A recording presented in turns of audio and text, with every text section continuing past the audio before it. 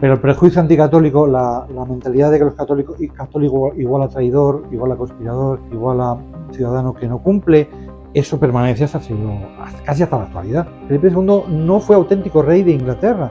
Era rey de Inglaterra, pero era consorte. Si tenían un hijo, ese hijo sería rey de Inglaterra. Los ingleses son muy de poner etiquetas, por ejemplo la Armada Invencible, que nunca se llamó así, le han puesto esa etiqueta y se quedó. Eso es culpa de Enrique VIII, porque Enrique VIII es el que hace ese artilugio, es decir, el que me niegue a mí, el que me niegue el derecho de ser el cabeza de la iglesia, es un traidor porque me está negando el derecho de ser rey. Y nada, él manda que en todos los pueblos se cuelgue a gente para escarmiento, él lo que quiere es provocar terror. Pero el hecho mismo de que tú niegues que la iglesia en tu país esté conectada con el resto, eso es inaceptable para un cristiano, ¿no? ¿Qué no nos han contado del anglicanismo? ¿Por qué Enrique VIII decide separar a Inglaterra de Roma? ¿Había motivos para pensar que el Papa se inmiscuyó en la política inglesa? ¿Fue el primer Brexit inglés? ¿Cuántas personas ejecutó Enrique VIII? ¿Por qué no se habla de los mártires católicos de Inglaterra? Hoy entrevistamos al historiador Santiago Mata, quien dará a conocer el anglicanismo desde todas sus facetas, tratando de entender el punto de no retorno entre Roma y Londres. Suscríbete, porque comenzamos. El año con más mártires es el año de la Armada Invencible, el año de la Gran Armada. Digamos que ellos, todos los presos que tienen en la cárcel, ¿no?, para celebrar la victoria, se los cargan. La primera Tudor fue muy prudente y era una mujer abusada. Su padre había abusado de ella en el sentido de que la había excluido de todo, incluso la había excluido del palacio, la había quitado las sayas, las que cuidaban de ella, y que la había sometido a su hermana menor, a Isabel, dentro de que las dos estaban excluidas de la sucesión inmediata, pero había puesto por debajo todavía a María, por debajo de Isabel, a efectos de corte, aunque en la línea sucesoria estuviera primero. Entonces, claro, esta mujer cuando llegó podía haberse vengado, debería haberse vengado, podríamos decir, y no se vengó de nadie. Para empezar, dejó que el entierro de de Eduardo VI lo oficiara según las ceremonias que había Cranmer, el obispo Cranmer, que es el que había hecho esta mutación de eclesiástica. O sea que ella no intentó reformar la iglesia inmediatamente. Dijo que ella era católica y que a ella le pusieran un capellán y que ella iría a misa, pero que no pretendía, y eso lo declaró así abiertamente, que no pretendía imponer la religión católica a nadie, ¿eh? Eso sí, ella sí que se trajo como arzobispo, bueno, sacó de la cárcel, puso de arzobispo a un obispo que había firmado la supremacía, o sea, ¿no?, y que había incluso apoyado la nulidad del matrimonio de Catalina. O sea, que ella tuvo que aguantar mucho, tener una jerarquía eclesiástica que iba contra ella, que había ido contra ella. Pero sí se trajo a Paul, a Reginald Paul, al cardenal Paul, como arzobispo luego de Canterbury, para restablecer la jerarquía. Entonces sí que es verdad que depuso obispos porque le sometió a la aceptación de la religión. Ella no hizo una represión masiva. Es verdad que hubo sublevaciones, la sublevación de Wyatt, que es a raíz de esa sublevación, de ese intento de ponerla, metió en la cárcel a Isabel durante un tiempo en la torre, pero luego la sacó, o sea que no se vengó contra su hermana, a pesar de que su hermana estaba implicada, pero no se pudo demostrar que lo hubiera promovido. La querían poner de reina Isabel, ¿no? Los de Wyatt, los de la conspiración de Wyatt. Entonces, a pesar de eso, ya no la ejecutó, cosa que sí haría Isabel con María Estuardo.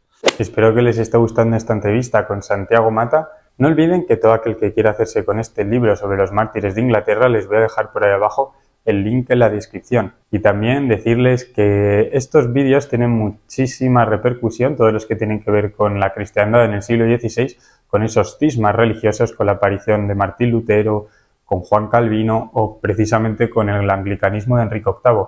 Así que les pido que dejen su me gusta para seguir intentando combatir quizás esos prejuicios que todavía existen en Europa sobre estos movimientos reformadores y entenderlo y dar el contexto para comprender mejor ese siglo XVI.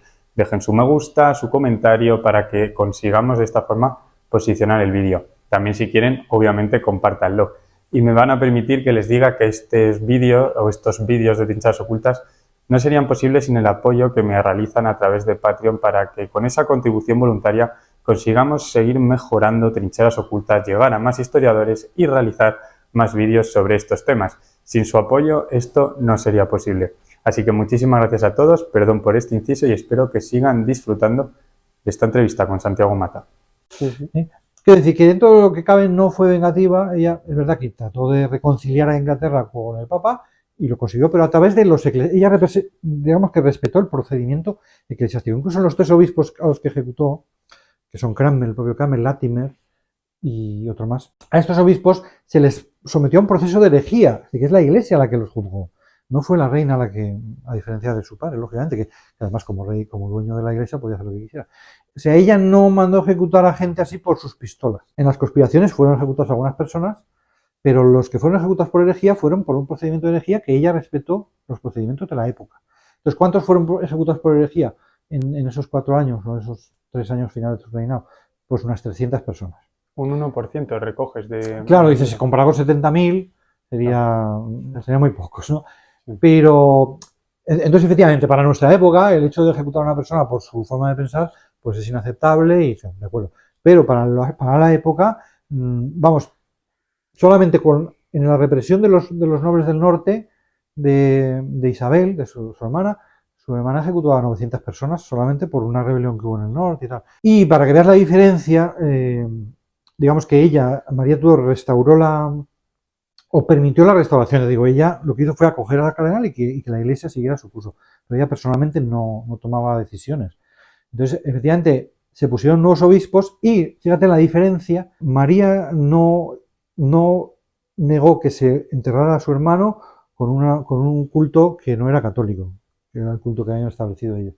Bueno, pues Isabel, en su ceremonia de coronación, fue una misa, porque se había restaurado Pues ella no aguantó que el sacerdote en la misa levantara la hostia en alto. Era un símbolo del catolicismo y de creencia en la transubstanciación, que el pan se convierte en el cuerpo de Cristo, se levanta en alto para ser adorado. Eso ella, cuando vio que el obispo lo hizo, se fue de la misa. Pero fíjate, María aceptó las condiciones que le pusieron los nobles para casarse con Felipe II. Felipe II no fue auténtico rey de Inglaterra. Era rey de Inglaterra, pero era consorte. Si tenían un hijo, ese hijo sería rey de Inglaterra. No podía ser rey de España. O sea, los ingleses le impusieron la exclusividad. Diciendo, si tienes un hijo con nuestra reina, ese nos lo quedamos. Y no va a poder ser rey de España. Bueno, pues Felipe tuvo que tragar eso, aun siendo hijo de emperador y teniendo una posición preponderante. O sea, que María nunca impuso. ¿Se entiende? Es más, de estos rebeldes que había habido, que había 3.000 en la cárcel, de los rebeldes de Wyatt y de las diversas rebeliones que había habido contra María, no solamente María puso en la calle a la mayoría y liberó a la mayoría y no ejecutaron más que a los que se ejecutaron en la cárcel en los primeros momentos de la rebelión, etcétera, por la calle, sino que el propio Felipe fue apaciguador y a raíz de su matrimonio mandó que soltaran a 500 presos, o sea que él mismo convenció a la reina de que fuera más indulgente todavía. Pero bueno, entonces fíjate el contraste entre María, que no intentó imponer el catolicismo al pueblo, sino solamente a los obispos y tal, que Isabel, ya en la propia misa de coronación, se va de la misa porque el sacerdote hace un gesto como de adoración que ella no acepta porque ella es protestante y, bueno, es decir, mucho menos diplomática. Y además ella luego impone de nuevo una ley de supremacía en la cual es el Parlamento el que va a controlar a los obispos, etc. Y fíjate lo que ha pasado, a diferencia de su padre, que todos los obispos aceptaron la supremacía menos uno y fue ejecutado, en su caso es al revés. Ningún obispo acepta la supremacía que le impone Isabel, solo uno, que era el que había sido el capellán de su madre, de Ana Bolena, Parker, y a este obispo él le hace arzobispo de Canterbury, y a los demás los echa a todos, no los decapita a todos, claro que hubiera sido, pero sí los despide. Es decir, que ahí la fractura es total. Isabel no le importa liquidar la iglesia. Me quedo con este obispo que acepta la supremacía y echo a todos los demás. Claro, fíjate, María no había echado, es verdad que había procesado a los obispos que claramente eran heréticos, había dejado que la iglesia ejecutara a 3 de ellos porque eran reincidentes y tal, pero los demás obispos fueron, digamos, reconvertidos. Esta no, esta los echa a todos y se queda con uno y se queda tan pancha. Entonces, bueno, en definitiva, que María Tudor no se le puede llamar sangrienta porque son 300 víctimas de la persecución religiosa, podríamos decir, o de la represión, comparado con cualquier otro rey, excepto Eduardo, que sí que es un rey que no mató a nadie. Pues no se lo merece, pero este adjetivo se lo dan se lo da John Foxe en un libro, el libro de los mártires llamado, de 1563, o sea, como unos 15 años después de morir María, le da este calificativo y ya se queda. Los ingleses son muy de poner etiquetas, por ejemplo, la Armada Invencible, que nunca se llamó así, le han puesto esa etiqueta y se quedó. Y incluso la Revolución Gloriosa, que acabará con Carlos II, ellos le ponen Revolución Gloriosa, que en su momento no se llamó así, pero en el siglo XIX alguien inventó eso. Pero bueno, esto es muy natural. Nosotros también llamamos Reconquista al proceso de restauración, que en su época se llamó Restauración, en la época, lo que nosotros llamamos Reconquista, en su época se llamaba Restauración de los reinos, o en fin, lo que sea, la conquista, llama lo que sea. En el siglo XIX alguien se inventó lo de la Reconquista y ha hecho furor. Claro, claro, había que construir la nación, ¿no? Claro, son cosas que adquieren popularidad y tampoco es de mayor importancia, ¿no? Sí, sí. Pero si objetivamente miras el reinado de María Tudor, todos los historiadores, también ingleses, dicen que es una reina muy maltratada en su época, antes de ser reina, y después muy maltratada por los historiadores, o por los pseudohistoriadores. Bueno, y vamos a continuar, Santiago, con la otra pata de todo esto, porque es que voy a retar a todos nuestros suscriptores que vayan a internet y pongan persecuciones religiosas Isabel I. No te sale nada. Bueno, y vayan también con ChatGPT, esto nuevo que han sacado, y lo pongan. No hay ningún dato oficial. Lo que te responden es no existen datos sobre estas persecuciones, por lo que no te puedo responder a la pregunta. Entonces, mi pregunta, bueno, los datos están en el libro, entonces, en el libro de Santiago, Mártires de Inglaterra, pero claro, ¿cómo es esto posible? ¿Nos puedes contar, por favor, o le puedes explicar a ChatGPT lo que hizo esta reina Isabel I? ¿Hubo persecuciones realmente con ella? Sí, a ver, Isabel I también tuvo una época no sangrienta, como digo, desde el principio, hasta la rebelión de los nobles del norte, que fue en el 67. O sea que esos primeros 12 años, prácticamente, tampoco tuvo que matar a nadie. Pero al final, como se sublevaron estos reyes, ya sí que empezó a martirizar, empezando por un capellán que fue capellán de los sublevados, etc. Entonces ya va más allá de la represión de las rebeliones y ya va específicamente a la persecución religiosa. ¿Cómo va? Pues ella hizo una nueva ley de supremacía, como digo, que esta vez no tuvo el descaro de su padre de llamarse cabeza de la Iglesia, sino que fue el Parlamento el que controlaba a los obispos, ¿no? Era el Parlamento el que...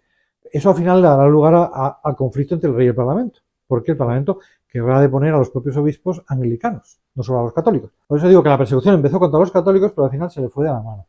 Pero Isabel, sin embargo, sí que fue mucho contra los católicos y mucho contra los jesuitas. Pero hay un momento antes de esa, incluso después de esa sublevación, incluso después de que el Papa la excomulgara en el año 70, que la excomunión, efectivamente el Papa ahí cometió probablemente un error intentando apoyar a los rebeldes que querían, bueno, aspiraban a que fuera rey María Estuardo, pero María Estuardo, la reina de Escocia, se acoge a su prima para pedirle ayuda frente a las persecuciones que sufre en Escocia, y al final su prima la mete en la cárcel y después la matará. Para comprender bien esta historia, conviene rescatar la figura de María Estuardo, la reina católica escocesa. Desde los 5 años, como hemos visto, se traslada a Francia para casarse con el delfín Francisco II. Y ahora hay que apuntar un momento decisivo, un año fundamental. Pero la matará en el 87, o sea, tardará mucho tiempo en matarla, está mucho tiempo presa. Mientras tanto, como digo, hay leyes para evitar que se atienda a los católicos, que haya sacramentos, ¿no? que haya sacerdotes. Ellos apuntan mucho contra los sacerdotes. Hay que tener en cuenta que los sacerdotes que emigraban fuera y que se ordenaban fuera no pretendían imponer el catolicismo ni sublevar a nadie, sino simplemente atender a aquellos que les pidieran los sacramentos. Ni siquiera disputar contra los protestantes, o los anglicanos. No era su intención disputar, aunque se preparaban para las polémicas, no pretendían eso, pretendían simplemente no meterse en política, y por eso son los jesuitas lo que le piden al Papa, a Gregorio XVI, ¿no? El que viene después de Pío V, excomulga a la reina en el 70, pero esa excomunión enseguida se olvida. Bueno, pues ya 10 años después, el Papa Gregorio XVI suspende la excomunión, en el año 80, a petición de los jesuitas, diciendo es que nos hace mucho la vida difícil, nos hace la vida muy difícil porque si estamos aquí defendiendo los derechos de un Papa que ha dicho que esta no es la auténtica reina, pues nos metemos en política. Entonces son los propios jesuitas los que dicen, mira, nosotros no queremos meternos en política, no queremos alentar rebeliones, solo queremos atender a la gente que nos pida confesión, que nos pida misa y ya está, y no meternos en política. Entonces ahí Pero efectivamente la ley se aplica con mucho rigor y hay incluso unas leyes específicas contra los jesuitas, contra los seminaristas, que llaman los sacerdotes que vienen de fuera, del año 84.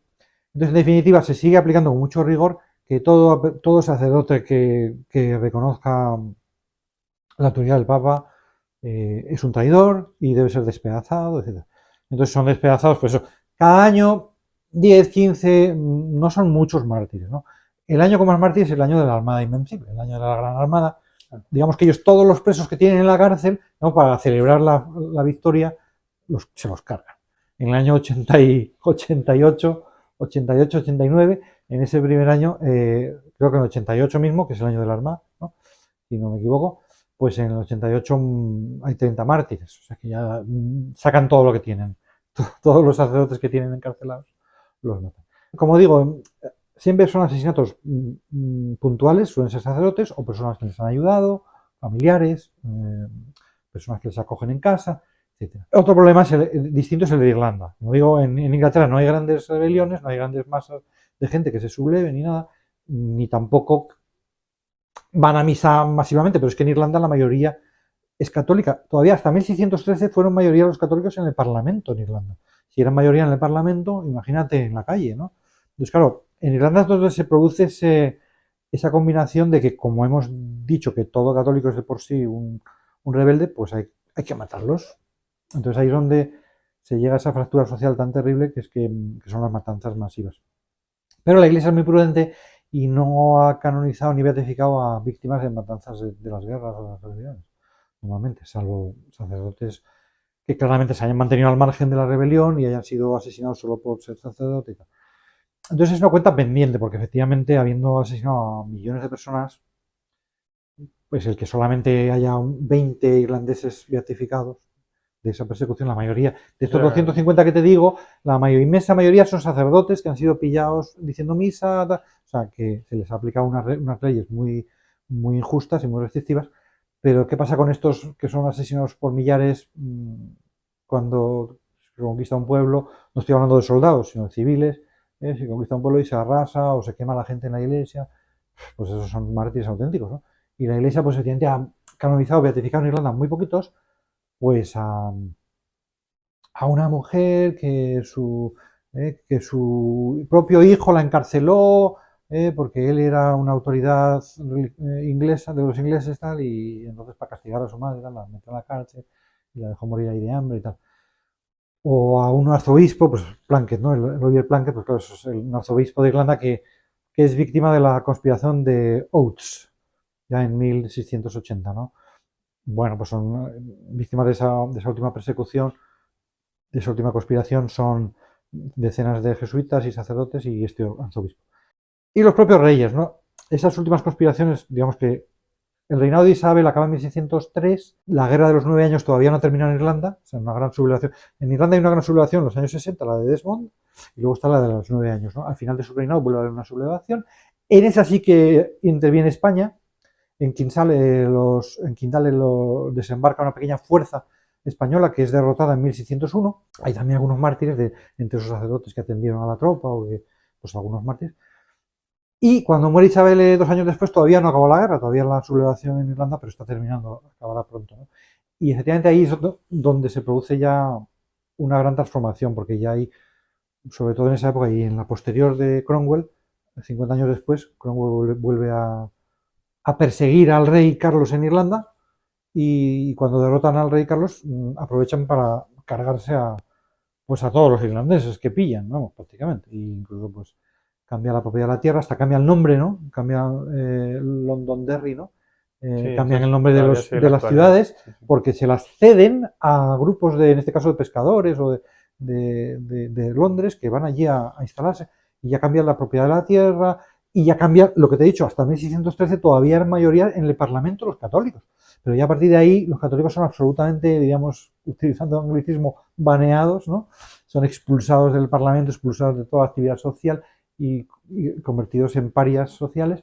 ¿Y qué pasa? Que al final, aquello, hasta que no acabe la persecución, pues al final de ese siglo XVII, y luego la exclusión social todavía durará un siglo y pico más, hasta 1800, 23 vuelve a ser elegido un diputado católico en Irlanda, pero a pesar de toda la oposición, le vota a la gente y al final tienen que tragar. Pero digamos, la fractura ya es tan grande que no habrá remedio, que Irlanda el único remedio que encontrará es irse, ¿no?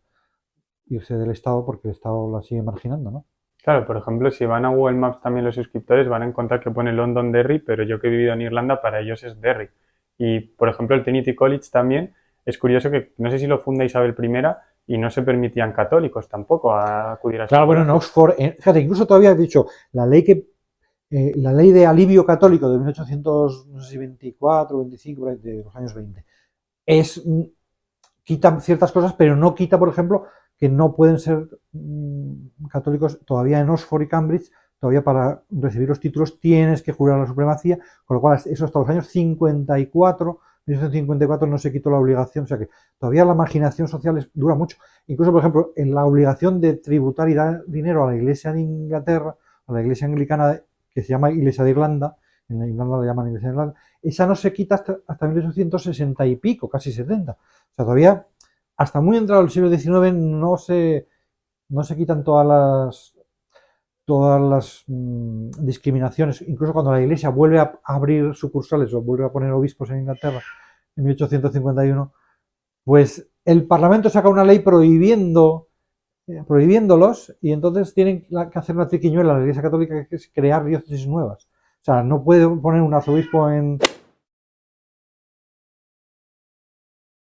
Bueno, entonces volviendo a la discriminación de los católicos en Inglaterra, es decir, el prejuicio permanece. Aunque las leyes desaparezcan, la persecución violenta desaparezca a fines del siglo XVII, pero el prejuicio anticatólico, la mentalidad de que los católico igual a traidor, igual a conspirador, igual a ciudadano que no cumple, eso permanece hasta el siglo, casi hasta la actualidad. Ciudadano de segunda clase. Claro, no solamente de segunda clase, sino que tiene que haber un motivo, es que se lo merece.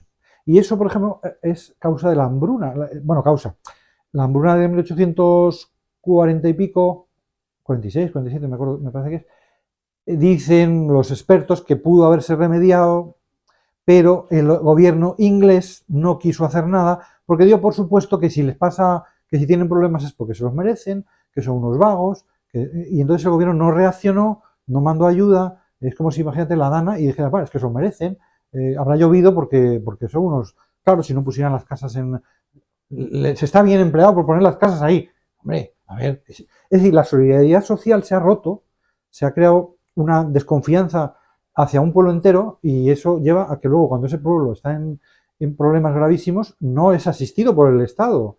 Entonces, dicen los expertos que en Irlanda murió 1 millón de personas solamente porque se tardó un año en acudir en su ayuda. Y no se acudió ni los Whigs ni los Tories, porque hubo un cambio de gobierno, ni un gobierno ni otro quisieron acudir por eso, porque tenían esos prejuicios de decir, los irlandeses son unos vagos, se lo merecen, etc. Entonces, ¿qué pasó? Que 1 millón murió, otro 1 millón emigró. Y desde entonces hay más irlandeses fuera de Irlanda que en Irlanda, porque 1 millón se fue a Estados Unidos, o a la propia Inglaterra, o a Escocia. Entonces, al final... Entonces, ¿qué pasa? Que es donde ves que al final un problema tan puntual como es el matrimonio de Enrique VIII, que no es ese problema porque no es tan puntual, porque hay un trasfondo muy serio. Tú mismo lo has dicho, que el Papa había conspirado con Carlos V para deponer al rey. Carlos V se entera de esto y dice, a ver, pero ¿quién es el Papa para tal? O sea, que todo tiene su razón de ser, pero no te pases de frenada, no niegues que tiene que existir un ámbito espiritual en el cual los reyes no se deben meter. Si te metes, a ver cómo sales. Y al final sales decapitado, Carlos I decapitado, sales con tu poder muy mermado por el Parlamento, que al final el Parlamento, porque tú le has dado el poder de nombrar obispos y de tal, de meterte en la Iglesia, al final te pillas las manos y el Parlamento te va a acabar quitando el poder a ti, o has creado un problema social tan grave que al final se te va a acabar yendo medio país, ¿no? Irlanda se te va a acabar separando porque tú has provocado esa fractura. Esa fractura no estaba ahí. A ver, siempre los irlandeses han sido muy suyos, pero habían convivido. Los irlandeses no fueron conquistados por los ingleses, fueron conquistados por normandos a las órdenes del rey de Inglaterra. O sea que la conquista no era una invasión. Durante mucho tiempo convivieron en Irlanda familias anglo-normandas, familias sajonas y familias gaélicas, y se convivió, y la conquista fue muchos siglos antes del cisma de Enrique VIII. Entonces, por eso digo que al final todo esto se mezcla y tiene una causa religiosa, que es esto: si no hubiera habido persecución, religiosa, pues no sabemos, porque la historia no se puede dar marcha atrás, pero la escisión al final del país entera, la causa es haber perseguido con esta hazaña a los católicos, porque es lo que ha creado una mentalidad que te impide convivir, ¿no? Y, por eso digo que al final estamos hablando de unos cientos de personas, pero estamos hablando de una fractura en la sociedad inglesa que es la causa de que los ingleses estén divididos en whites y tories, todo eso tiene su origen en la guerra civil, pero la guerra civil tiene su origen un poco como en España. En España seguimos metidos en la guerra civil y si no entiendes qué pasó en la guerra civil y no lo perdonas, entonces por eso también yo creo que los mártires tienen una utilidad. Y es que el mártir es una persona que renuncia a vencer al otro, renuncia a entrar en esa dialéctica del odio, de la imposición del poder y tal. El mártir dice, mira, yo vengo aquí a servir a la gente y a imponer paz y a unir a las personas, no vengo a dividir. Entonces, yo creo que el ejemplo de los mártires siempre es bueno porque no son rebeldes, no son invasores, los mártires siempre son gente que ha dado su vida por una causa justa, que en este caso además es religiosa y tal, y que tienen en ese perdón que expresan, cuando se dejan matar, se dejan descuartizar, perdonan a los que descuartizan, dicen que rezan por el rey, como hemos visto desde el mismísimo Tomás Moro hasta Planck, ¿no? Todos siempre aceptan la muerte diciendo, bueno, es una muerte injusta, pero yo... Entonces, ellos siempre están ahí poniendo los cimientos de un orden social justo, ¿no? Entonces, por eso digo yo que todos los problemas sociales, pues siempre es un ejemplo bueno, ¿no? Tanto en España como en Inglaterra. A nadie le hace daño estudiar con desapasionamiento las vidas de estas personas, porque son muy ejemplares, ¿no? Algo muy curioso porque muchos españoles sienten muchísima atracción por lo que es la Isla Esmeralda, por lo que es Irlanda. También es gracioso que van a visitar Dublín, que en verdad Dublín es casi el protectorado inglés que hubo allí y no van realmente a lo que es Irlanda, que es meterte por los pueblos y comprender realmente quiénes son los irlandeses y todo. Yo creo que ha sido una historia perfecta, te digo, Santiago, el poder haber rescatado también a los irlandeses, porque ya te digo que eso siempre gusta mucho, sentimos esa conexión con los irlandeses. Católica de la cultura y me parece que es algo muy, muy importante a resaltar. Te doy las gracias, Santiago, porque creo que ha quedado, vamos, una entrevista perfecta, ya te lo quiero decir. También algo curioso, que me parece que Inglaterra en aquel momento tenía 3 millones de habitantes y Países Bajos también tenía 3 millones. Muchas veces pensamos que tenían muchísimos más de lo que realmente son. Eso no, es algo que me parece curioso, ¿no? Porque a lo mejor por eso tampoco pudieron penetrar tanto en Irlanda al principio, porque también tenían problema de hombres, quizás. Sí, yo ahí en el tema, digamos, de la historia social y civil tampoco entro mucho, Vale. es muy compleja, ¿no? Desde luego que sí, Inglaterra ha crecido, sí, no, Inglaterra estaba con Escocia, digamos, a la par, se hablaban a la par, pero diría, claro, que Inglaterra es abrumadora. No, es imposible, es que si miramos todo hacia... Multiplica por 10 la población de Escocia, pues sí, es verdad que les ha ido muy bien en cuestión de población, les ha ido bien, ¿no? Es que el problema yo creo que es mirar todo el siglo XVI con nuestra perspectiva actual, ¿no? Porque Sí. entonces España, si nos ponemos Es como a mirarlo, Castilla, también vemos Castilla al principio era una cosita insignificante y luego, ¡pum!, ¿no? Pues sí, sí, el recorrido. Bueno, Santiago, ha Vale. sido un auténtico placer. Muchísimas Javier, gracias por haber estado hoy aquí. bienvenido. Lo que voy a poner por aquí también, por ahí abajo en el vídeo, en la descripción, voy a poner el libro de Santiago Mata para todo aquel que quiera ir más allá de ChatGPT, vamos a decir, y quiera interesarse por tener un libro físico y quiera descubrir todas estas persecuciones religiosas a los mártires, vamos a decir también, que hubo en Inglaterra, que más que nunca es importante rescatarlo. Y también para conocer episodios y que no nos lo cuenten luego en series, en películas y todo eso que tienen un mayor impacto actualmente. Por eso es importante siempre acudir a la lectura y acudir a este libro de Santiago Mata. Muchísimas gracias a todos por haber estado hasta el final. No olviden suscribirse, no olviden dejar su me gusta y nosotros nos vemos en un próximo vídeo. Hasta pronto.